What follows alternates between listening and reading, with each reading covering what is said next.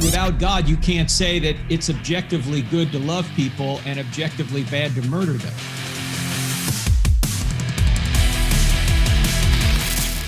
Interesting when atheists are coming up and saying, well, we're getting better. What they're doing is they're stealing a standard from God in order to even say that.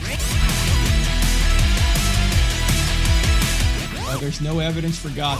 It turns out that when atheists say this, they're assuming that the world should be orderly and that our mind should be able to detect an orderly world, right? That we ought to be able to gather evidence and draw valid conclusions about reality outside of our skulls, right? That's what they're assuming. I am Brady Blevins, and welcome back to Apologetics Profile Podcast. We're a ministry and work of Watchman Fellowship. You can visit us at watchman.org. That's Watchman with an A. And today we have a friend of mine, a guy I've known for, I was thinking about this, it's either 6 or 7 years, something like that. We first met at a conference here in Arlington, Texas, where Watchman is headquartered. We were at the same conference, and from there we sprung a friendship, and I've definitely been a partaker of his ministry for some time, and it's my pleasure to have Dr. Frank Turek on the podcast with us today. Welcome, Frank. Brady, great being with you. Thanks for having me. Well, do you want to tell us just a little bit about your ministry?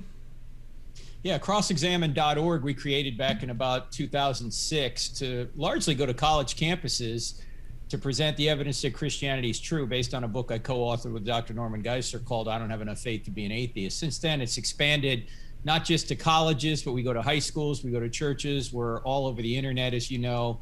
I have a great social media team here that gets all the word out on, Instagram and Facebook and YouTube and Twitter. Our YouTube channel, we put a lot of Q&A from the college campuses. Or is it campi, Brady? I never know. But anyway, the college campuses, we have a lot of questions from young people, and we put the Q&A from that up on our YouTube channel, the Cross Examine YouTube channel.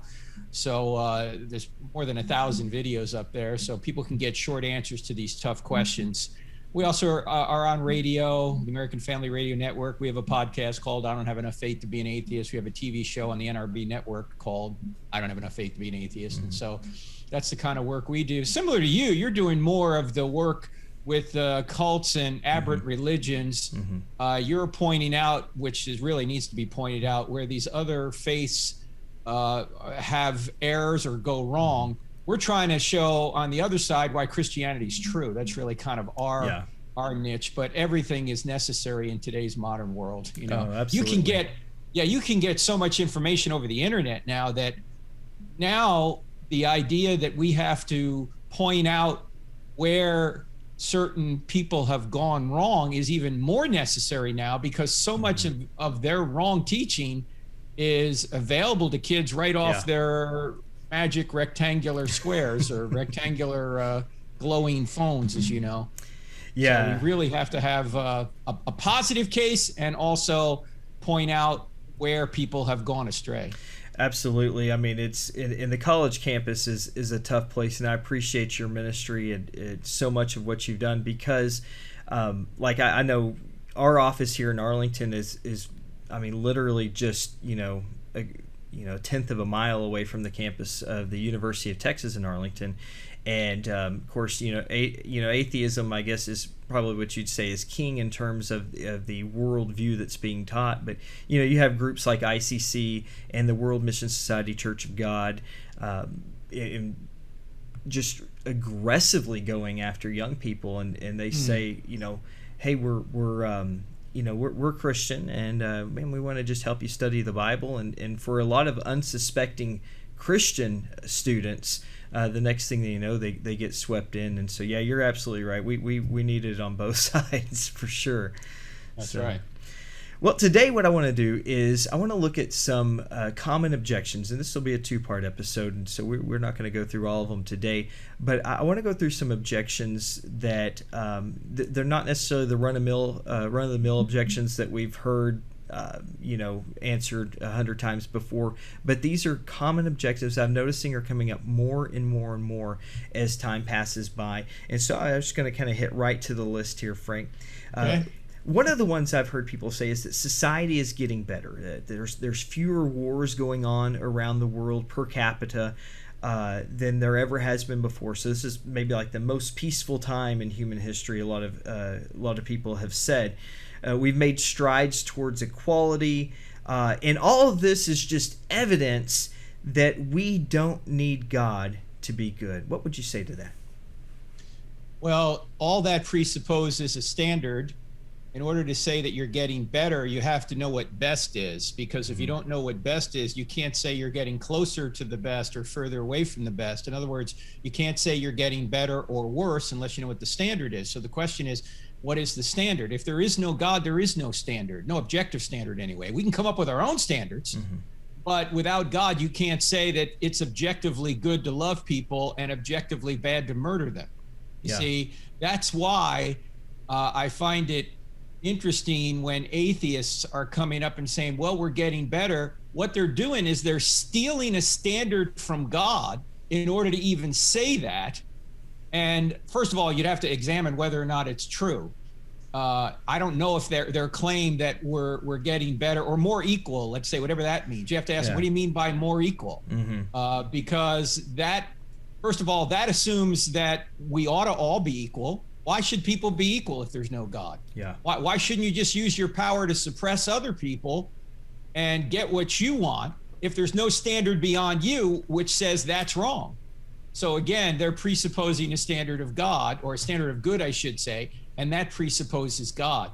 Now, with regard to wars, you hear this quite a lot. The atheists will say things like, well, religion is the cause of most wars. Well, that's demonstrably false. Even the Encyclopedia of War put out not long ago that less than, or I should say fewer than 7% of all wars throughout history, and I think they've documented over 1,500 wars, have been caused primarily by religion.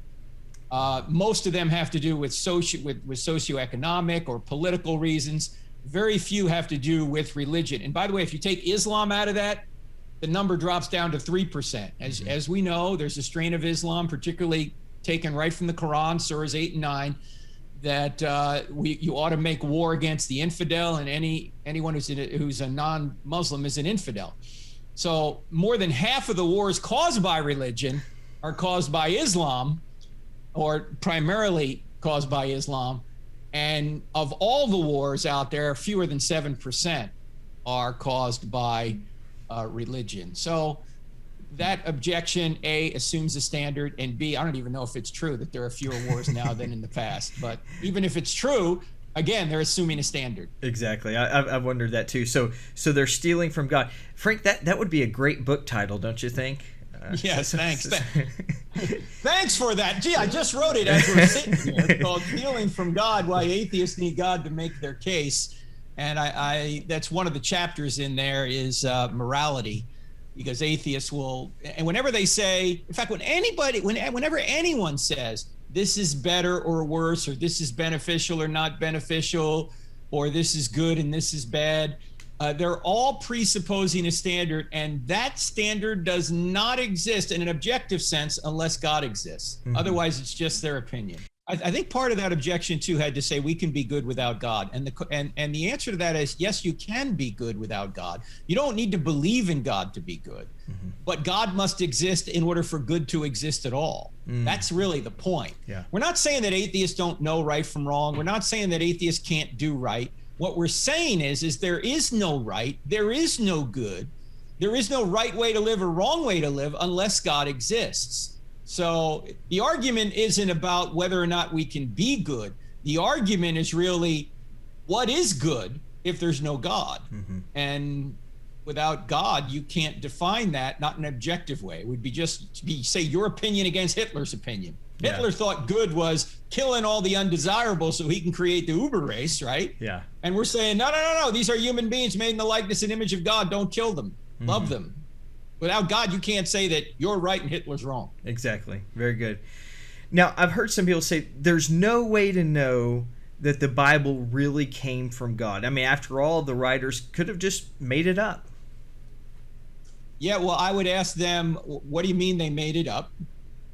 How did they do that? What motive would they have to do that? You know, you and I have a mutual friend, J. Warner Wallace, the cold case homicide detective, who says whenever he finds a dead body that he knows has been murdered, he says there's only 3 reasons why that guy's dead. Not 1,000 reasons. There's just 3, or a combination of the 3. There was either a sex issue, a money issue, or a power issue. Sex, money, or power. Those are the 3 great motivators that cause people or influence people to sin. Now, sex, money, and power are good things. The problem is they're so good that oftentimes we'll take shortcuts to get them. Yeah. And so whenever Jim is trying to investigate the motive of a crime, he looks for those 3 motives. The same thing is true with a conspiracy. What basically people are saying here is that these Jews who thought they were God's chosen people. In fact, let me back up for a second here, Brady. What's so important to recognize is that all the writers of the New Testament, with the exception of Luke, all the writers of the New Testament were Old Testament believing Jews who thought Yahweh was God and they thought they were God's chosen people, right? Luke is the only Gentile. Everyone else is an Old Testament believing Jew. Yeah. The question is, what motive would they have to invent a resurrected Jesus? Keep in mind, as Jews, they didn't believe somebody could be God, a human being could be God. They thought that was blasphemy. And second, they didn't believe that somebody in the middle of time could resurrect from the dead. They thought somebody at the end of time could, but not the middle of time. So the question is, what motive would they have had to invent this resurrected Jesus? Right? They didn't get sex for it. They didn't get real popular with the ladies for saying Jesus rose from the dead, right? They didn't get money for it. They're not 21st century prosperity gospel preachers, right? And number 3, they did not get power. In fact, they got the opposite. They got persecuted. Paul had power as a Jew persecuting Christians, but he lost all that power and got persecuted himself by saying that Jesus had resurrected from the dead. So the point here is, if you're going to say that the New Testament writers made it up, first of all, I want to ask you, what evidence do you have for that?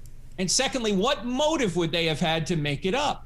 Because by saying it was true, they got excommunicated from the synagogue and then they got beaten, tortured, and killed. Last time I checked, that was not a list of perks, right? No. You don't start religions that you know are false that will get you kicked out of your chosen people club and then beaten, tortured, and killed. Exactly. There's no motive to make it up. In fact, one last thing I want to say on it, because this is often missed, I think. In fact, Christians miss this. And it's going to sound heretical for a minute, but it's not. Just stick with me. The reason that Christianity is true is not because a series of documents we put under one binding we call the Bible says it's true. In fact, Christianity would be true if the Bible never existed. Say why? Because Christianity did not originate with a book. It originated with an event, the event known as the resurrection. There would be no book, a series of books written by first century New Testament or first century Jews who wrote the New Testament. There would be none of those works from first century Jews unless Jesus rose from the dead. Exactly. See, the New Testament writers did not create the resurrection. The resurrection created the New Testament writers. The Christianity originated with an event, the resurrection. It didn't originate with a book. Yeah. Now, thankfully, they wrote it down later so we could know about it and orient our lives toward it. But the idea that Christianity originated with a book and it's all based on a book is false. It originated with an event. There were thousands of Christians, Brady, as you know, before a line of the New Testament was ever written. Yep. Right? Yeah. I mean, why? Because they witnessed the resurrected Jesus, not because they read a book somewhere. Yep. So the person that claims that this was all invented has a big, big burden. And the other thing, which we don't have time to talk about in depth here, but try and invent a character like Jesus. Nobody has ever invented one in fiction or nonfiction because, well, it's nonfiction, it would be true. No one's ever invented a character like Jesus. He's unique in all of history. Yeah. So they couldn't have invented it. Absolutely. They wanted to. Absolutely. Now, sometimes people come back and say, well, okay, men make mistakes. Therefore, how can we trust the Bible because it was written by men? I would say, are you a man? And they'd have to say yes, or a woman, whatever, right? Although now that's debatable, right? Okay, people make mistakes, they'll say. Well, that's true, but you're a person. Did you just make a mistake saying that? Yeah. Right? In other words, it's self-defeating to say that since someone said something, you can't believe it because people make mistakes. If that were the case, you couldn't believe that statement either. It is true that people make mistakes, but it's not true that people always make mistakes. Exactly. In fact, there's a lot of inerrant books out there. It's not just the Bible. Mm-hmm. I mean, most kids' books are inerrant, right? There's not enough room to make errors. Yeah. See, socks run. 2 + 2 = 4, right? Yeah. Those books are inerrant. Hopefully there's some books behind you that are not, and behind me that are not the Bible, but they're still inerrant. There's no errors in them, right? Mm-hmm. So we can do inerrant things all the time. Now, you don't need inerrancy to show that the Bible's true. Inerrancy is a conclusion, it's not a premise. Mm-hmm. But even if there were mistakes in the Bible, that wouldn't mean that Christianity's false. Yeah. I don't think there are, don't get me wrong. Sure. But just like if you go to, say, to the ESPN website and you look up a box score from last night's baseball game and you realize there's a mistake in the box score, that wouldn't mean that everything you read on the ESPN website is false. Mm-hmm. Right? Just because you find one minor error doesn't mean, oh man, the whole thing's wrong. No. Mm-hmm. So that objection doesn't work for a number of reasons. Yeah, I've told people before, I said, have you ever made a 100 on a test? And and they kind of start smiling, and it's like, hey, look, yes, men do make mistakes, but it's like you said at the very beginning of your response, we don't always make mistakes, and that's right. And I think that's an important one to look at. Okay, now here's one, and I got to be honest with you, Frank. I've scratched my head over this one because it just doesn't seem to.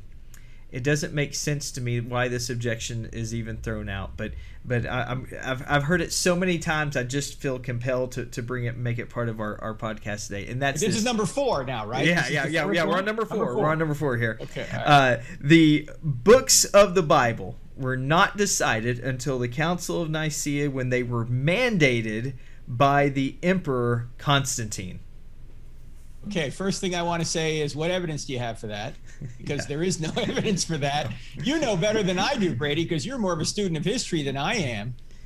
In fact, the Council of Nicaea had nothing to do with what books were in the Bible. That's from Dan Brown's Da Vinci Code book. Yep. That's not the truth, right? It is. In fact, what they were discussing at the Council of Nicaea, if I remember correctly, is what was the true nature of Christ's divine nature. Mm-hmm. They were trying to figure that out. You had Arius going up against Athanasius, and Athanasius won the day. It had nothing to do with what books were in the Bible. In fact, as we point out in the book, I Don't Have Enough Faith to Be an Atheist, 25 of the 27 books of the New Testament are quoted by early church fathers, people I believe like Irenaeus and others, by about 108 AD. Mm-hmm. So very early. In fact, let me find that exactly. Throw in your comment that we were talking about this before the air, about the other council of Laodicea there. Go ahead. I'm looking for this. Yeah, I'll give you some time here. So what's interesting, and this is why it blows my mind, is because the actual 27 books of the New Testament were not actually put in a list, a canon, if you will. They were not put on that list until the Council of Laodicea in 363 AD. And even then, the whole Council of Nicaea, this is an issue of history. That, of course, as Frank, as you just mentioned, the big thing was Jesus of the same substance or a similar substance of God? Is he the same thing as God, or is he just kind of like God? But the other issues that were there, and there was about 300 church leaders. It wasn't the entire Christian world, and it wasn't. Here's where the other 2 items: church discipline, and what day do we celebrate Easter or the resurrection on? That was the big thing of the council. I mean, these were the things that they vote, and this is an established thing in history. And I appreciate that you're about to go to these. How many of the early church fathers mentioned it? Because some people may hear, well, 363. That's even later than 325. Right. This is even worse. And what we have to understand, and I hope I'm not stealing your thunder on this answer, no, go. Is that the books of the New Testament, largely, I mean, the Gospels and the Pauline epistles, so that's 17 of your 27 books, were never at any time in any of these councils ever under question. And so, right. Anyway, Frank, I'll turn it back over to you. Well, one other thing about councils, what we need to remember is that councils really were illegal until the early 300s, when Constantine made Christianity tolerable. Okay, which I think was about 311, Edict of Milan. Yeah. Right. Yep. So before that, you could be executed for being a Christian. In fact, that's what Diocletian was trying to do just before Constantine. He's trying to wipe out every manuscript and wipe out a lot of Christians. So it wasn't like they could go down to their local Hilton and convene a Bible conference and let's discuss, how many books are in the New Testament and all that. That was pretty much illegal for the first 280 or so years of Christianity, on and off, the different persecutions. But that's not even the point anyway. It wasn't Irenaeus. Irenaeus came later. I always get Irenaeus confused with Ignatius, okay? But right here on page, this is page 236, if I don't have enough faith to be an atheist, Ignatius, writing from Smyrna in Asia Minor by about 107, lists about 25 of the 27 books of the New Testament as he is quoting them. In other words, Clement lists a bunch of them. He lived in 95 AD. That's Clement of Rome. Polycarp, about 110 AD, lists a whole number of them anyway, as if they're authoritative, okay? Yeah. So it wasn't a mystery as to what was in the so-called canon. There were a couple of books that they did question, quite obviously. Revelation, although it's quoted by Ignatius very early, was one. I think, let's see, what's here? There's could be one missing here that I'm trying to discover. Oh, 2 Thessalonians isn't listed here. Okay, so there were a few that it wasn't listed or there was some question about, but I think it was Bruce Metzger who put it this way. Bruce Metzger was the top manuscript scholar of the 20th century. He taught at Princeton University. He was a believer. He mentored, one of his most famous students he mentored was Bart Ehrman, who turned out to be not a believer. But it's interesting that both Ehrman and Metzger agreed that the New Testament doctrine can be found in what we now know as the New Testament. In other words, even though Ehrman wrote misquoting Jesus, he doesn't believe that you can't know what the New Testament writer said. He does believe you can know what the New Testament writer said, but I digress. Anyway, no. The point here is that they're quoting the New Testament as authoritative very, very early because they knew who, or they knew what? They knew in order to be a writer of the New Testament, you either had to be an eyewitness of the resurrection or somebody that was confirmed through miracles by another eyewitness, like Luke. He was confirmed by Paul. Okay, so the writers of the New Testament are all either eyewitnesses or people that knew eyewitnesses who could verify them. Yeah. So it's not a mystery that what should be in the New Testament. No, not at all. And I've had students ask me before. I teach at Arlington Baptist University, and they've asked me. They said, "Okay, but why are we waiting so long to get the list?" And I said, "Listen, I go." When everybody knows what's authoritative and everybody knows what what we think of as the Bible or the New Testament is, I said there's no reason. I said the only reason why you had these issues pop up is because heresy began to creep in, and I mean when you look at it, it's pretty awesome that it took as long as it did, which was into about midway through the second century before we started seeing the Marcion heresy began to creep in. So that's a good point. And one other quick point on this, Brady, that I think we should mention. You mentioned when heresy starts creeping in. You know the Gospels that even Dan Brown talks about, like Gospel of Peter, Gospel of Judas, Gospel of Mary Magdalene, whatever, Gospel of Thomas. All of those names are names of eyewitnesses, right? But they're forgeries that are written at least 100 years after those people have died. Yeah. Now, why would people say, this is from Thomas, or this is from Mary Magdalene, or this is from Peter, because they know that those names carry authority with them. Yes. That's the interesting thing. See, it wasn't a mystery that what should have been in the New Testament documents should have been written by people who were there. That's why the forgeries that come later try and steal the names of authoritative people and put them on their documents. Yeah. So it's kind of a backhanded compliment to say that the people of God knew that what ought to be in their New Testament are books written by people who were there or people that knew people who were there. Mark is confirmed by Peter. Luke is confirmed by Paul, that kind of thing. And if you were making up gospels, wouldn't you use names like Peter and Paul rather than Mark and Luke? Yeah. You would if you're making them up, but they're not making them up. Exactly. And I like the fact that you pointed out earlier in your response that Constantine made Christianity tolerable. There's so many people who want to say, well, that's when Constantine made Christianity the religion. It's like, slow down there. Let's look back at the history and the evidence and see what's there. But thank you for adding that in too. Sure.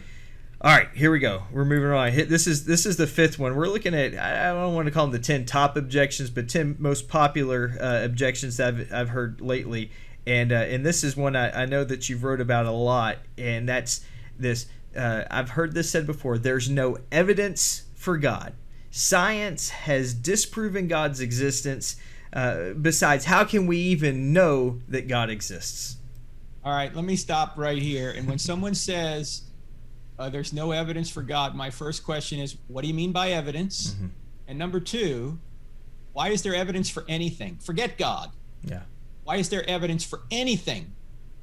Now, how do you answer that? It turns out that when atheists say this, they're assuming that the world should be orderly and that our mind should be able to detect an orderly world, right? That we ought to be able to gather evidence and draw valid conclusions about reality outside of our skulls, right? That's what they're assuming. Yeah. Well, what best explains a reality that's orderly, where there's reliable cause and effect, and what best explains the fact that we can ascertain those truths about the real world, discover them through our senses, and draw conclusions about the real world that are valid and true? Not atheism. Atheism thinks we're just molecular machines, that we're just moist robots, that every thought we have is the result of the laws of physics. Well, if that's the case, we can't even do science, right? We can't do science if we're just molecular machines. If we can't follow the evidence where it leads, we can't even do science. So science itself presupposes order, cause and effect, reliability, and our ability to know this cause and effect, this reliable cause and effect. And that's best explained by theism, not necessarily Christianity. We don't know if it's the Christian God, but it's best explained by an immaterial world that's orderly. It's best explained by ultimate reality being a mind. So as soon as they start bringing science up, I want to ask them, what do you mean by evidence? And why is there evidence for anything? Why is it, Brady, that if we put 2 parts hydrogen and 1 part oxygen together today, we're going to get water? And why do we think that if we do that tomorrow, we'll also get water? Yeah. Why? Because there's an orderly world where hydrogen and oxygen bond together and they give you water in the appropriate quantity and all this. That is the result of order. If tomorrow you put 2 parts hydrogen and 1 part oxygen together and you didn't get water, you got, carbon or, some other element or molecule or whatever, you go, well, this isn't very orderly. What's going on here? Okay. Yeah. So the whole thing presupposes, the whole scientific endeavor presupposes a mind, that there's order behind the world. In fact, I'm going to talk about this week on our podcast. I don't have enough faith to be an atheist podcast. What's the easiest way to show that God exists? So let me just answer that real briefly, because that's really where the question goes. The reason we know God exists, the short answer is it's because it's the best explanation of reality. But the more detailed answer is because there are effects that are best explained by a cause known as God. In other words, we understand God by his effects. We don't see God directly.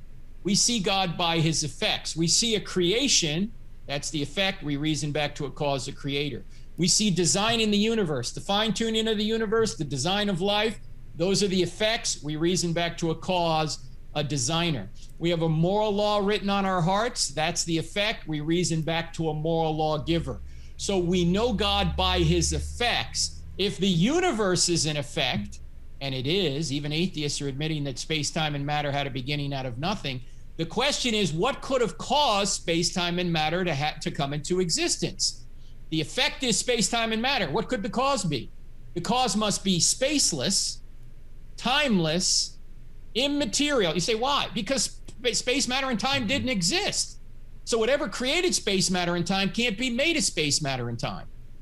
And so the cause must be spaceless, timeless, immaterial, powerful to create the universe out of nothing, personal in order to choose to create, because to go from a state of nothingness to a state of creation, someone had to make a choice, and only persons can make choices. Impersonal forces can't make choices.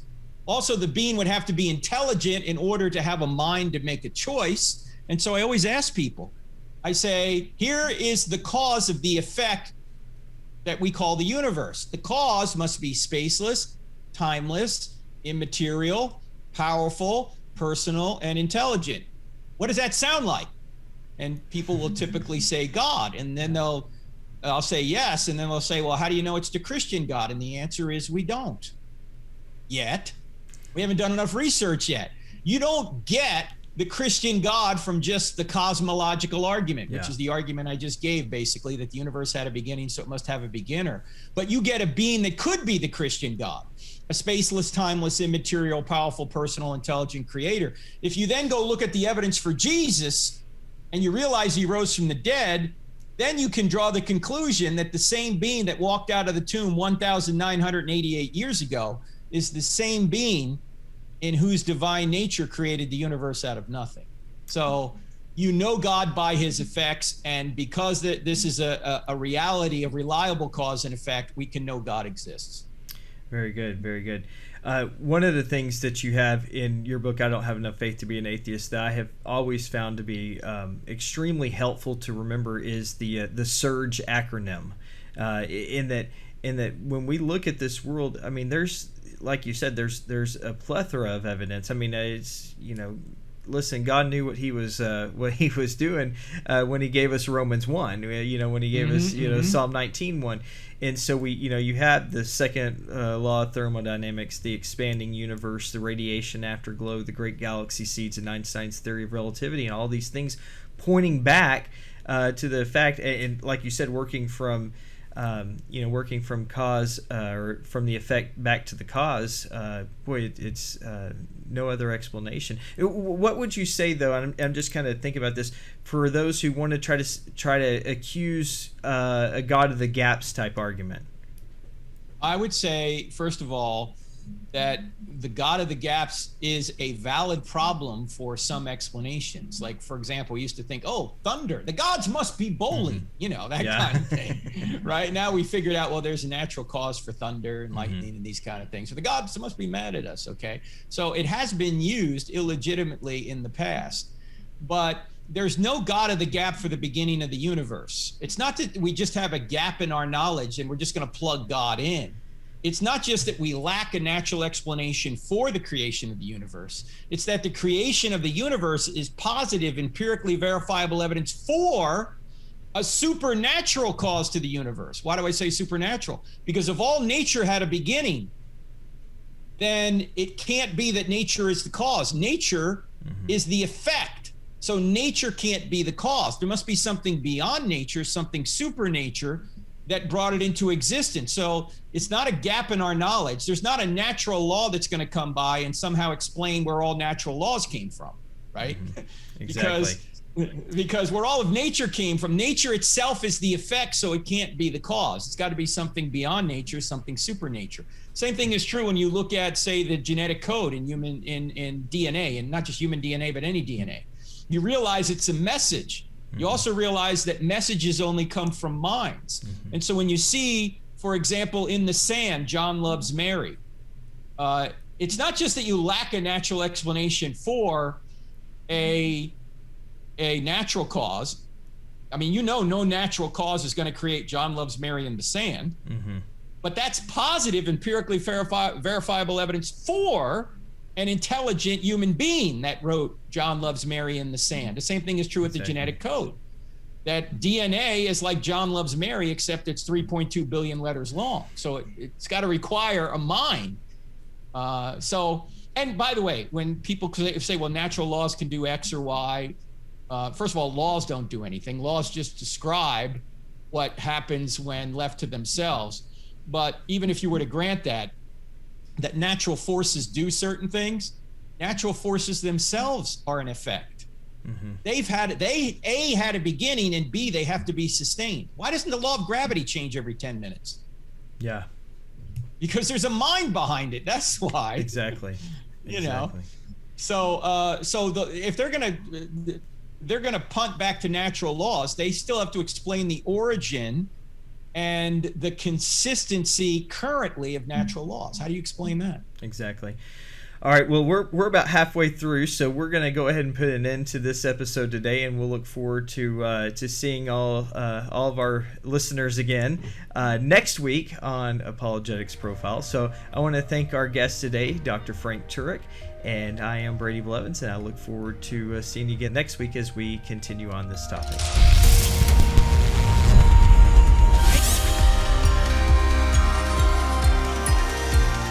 If you've enjoyed today's episode, be sure to subscribe to the Apologetics Profile podcast on Podomatic. You can also support the podcast by becoming a patron at patreon.com/Watchman Fellowship today.